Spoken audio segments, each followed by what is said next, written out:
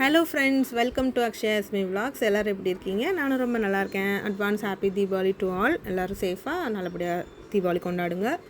இன்றைக்கி வந்து சின்னவங்க பெரியவங்க எல்லாருக்கும் பிடிச்ச மைசூர் பாக் தான் பண்ண போகிறோம். அதுக்கு ஒரு கடாயில் ஒரு 200 கிராம் கடலை மாவு போட்டு நல்லா வந்து வறுத்து எடுத்துக்கணும். லோ ஃப்ளேமில் வச்சு வறுக்கணும், இல்லைன்னா வந்து இது கருகி போயிடும். லோ ஃப்ளேமில் வறுத்துட்டு நல்ல ஒரு ஸ்மெல் வரும் அந்த கடலை மாவுலேருந்து. அது வரைக்கும் வறுத்துட்டு லோ ஃப்ளேமில் வச்சுட்டு வறுக்கணும். அவ்வளோதான். வறுத்து இதை வந்து தனியாக ஒரு பாத்திரத்தில் நல்லா வந்துட்டு சலிச்சு வச்சுக்கணும். ஏன்னா இதில் ஏதாவது தூசி இது இருக்கும், இல்லைன்னா அந்த கட்டி பட்டிருக்கும். அதை வந்து ரிமூவ் பண்ணுறதுக்காக நம்ம வந்து சலித்து தனியாக எடுத்து வச்சுக்கணும்.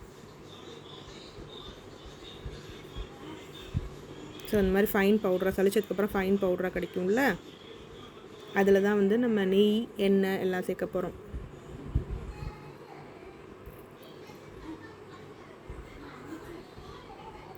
இதில் வந்து ஒரு 100 ml வந்துட்டு நெய், அதே ஈக்குவல் ப்ரப்போர்ஷனில் ரிஃபைண்ட் ஆயில், ஸ்மெல் இல்லாத எந்த ஆயில்னாலும் ஆட் பண்ணிக்கலாம்.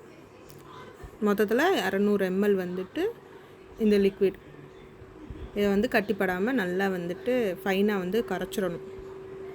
அதில் வந்து நல்லா மிக்ஸ் பண்ணி வச்சிடணும் கடலை மாவை.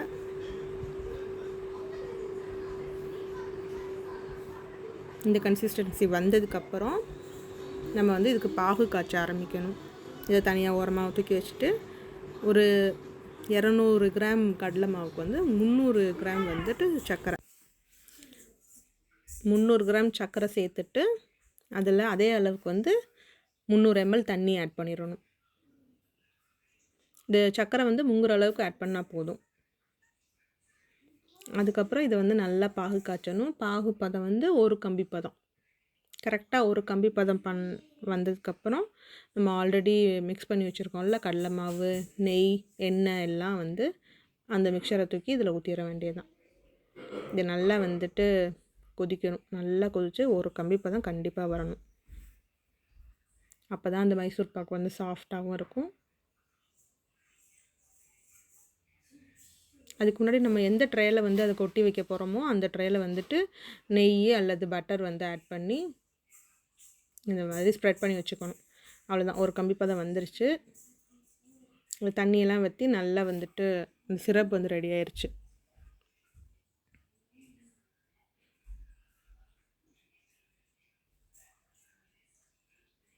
அதுக்கப்புறம் அந்த மிக்சரை தூக்கி உள்ளே ஊற்றிட வேண்டியதுதான்.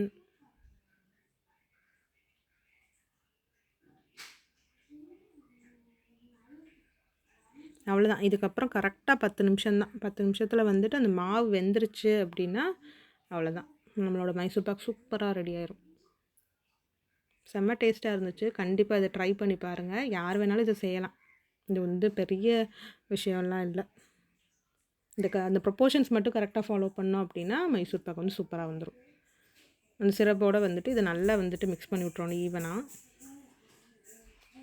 கை விடாமல் கிட்டணும் முக்கியமாக.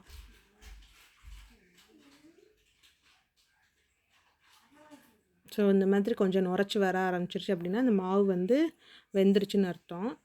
இந்த மாதிரி பாத்திரத்துலையும் ஒட்டக்கூடாது. அதுக்கு வந்துட்டு இடையில தேவைப்பட்டால் உங்களுக்கு நெய் ரொம்ப பிடிக்கும் அப்படின்னா இதில் வந்து நெய் சேர்த்துக்கலாம். இந்த ஸ்டேஜில் கொஞ்சம் கொஞ்சமாக ஒரு 50 ml எக்ஸ்ட்ரா நெய் எடுத்துகிட்டு அதை வந்து இதில் ஊற்றி மறுபடியும் கிண்டிட்டு அவ்வளோதான். இந்த கலர் சேஞ்ச் ஆகிடுச்சு, அந்த ஒரு ஃபோமி ஸ்ட்ரக்சர் வந்திருக்கா, அவ்வளோதான். இதோட நம்ம எடுத்துகிட்டு போர் பண்ணிடலாம் அந்த ட்ரேயில். இந்த மாதிரி வந்து பாத்திரத்தில் ஒட்டாமல் வரணும். அப்படின்னா தான் மைசூர் பாக் வந்து சாஃப்டாக கிடைக்கும். கரெக்டாக ஒரு 10 நிமிஷம்தான் ஆச்சு இந்த கன்சிஸ்டன்சி வர்றதுக்கு. இது வந்ததுக்கப்புறம் அந்த ட்ரேயில் எடுத்து போர் பண்ணிவிட்டு அதுக்கப்புறம் ஒன்றும் இல்லை, இது சமமாக ஆக்கிட்டு பீஸ் போட்டு வச்சிட வேண்டியது தான். அதை ஒரு 10 மினிட்ஸ் ஒரு 15 மினிட்ஸ் அப்படியே விட்டுட்டோம் அப்படின்னா இறுக ஆரம்பிச்சிடும். இறுகிறதுக்கப்புறம் நமக்கு வந்துட்டு நல்லா என்ன சொல்கிறது, பீஸாக வந்துட்டு சூப்பரான மைசூர் பாக் சூப்பராக ரெடி ஆயிரும்.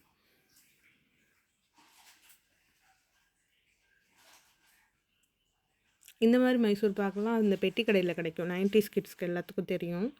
அவங்களுக்குலாம் வந்து இது ரொம்ப ஃபேவரேட். இப்போ தான் வந்து இந்த சாஃப்ட் மைசூர் பாக்கெலாம் கிடைக்கிது. அப்போ வந்து இந்த மாதிரி டெக்ஸ்சரில் தான் மைசூர் பாக் வரும். இந்த மாதிரி சமப்படுத்திட்டு கிட்டத்தட்ட 1 கேஜி கிட்ட மைசூர் பாக் வந்துச்சு. அப்போவே வந்து பீஸ் போட்டு வச்சாச்சு. இது ஒரு 15 மினிட்ஸ் தான் நல்லா இருக்கிறதுக்கான டைமு. அதை நம்ம கொடுத்துட்டோம் அப்படின்னா சூப்பராக செட் ஆகி நல்ல பீஸாக வந்து மைசூர் பாக் ரெடி ஆயிடுச்சு.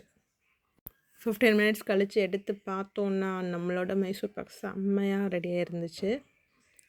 சாப்பிடவும் அவ்வளோ டேஸ்ட்டாக இருந்துச்சு. கண்டிப்பாக வந்து இது எல்லாருமே மஸ்ட்டு ட்ரைன்னு தான் சொல்லுவேன். இந்த தீபாவளிக்கு செஞ்சுட்டு எப்படி இருக்குன்னு கமெண்ட் செக்ஷனில் கமெண்ட் பண்ணுங்கள். தேங்க்ஸ் ஃபார் வாட்சிங். Keep supporting.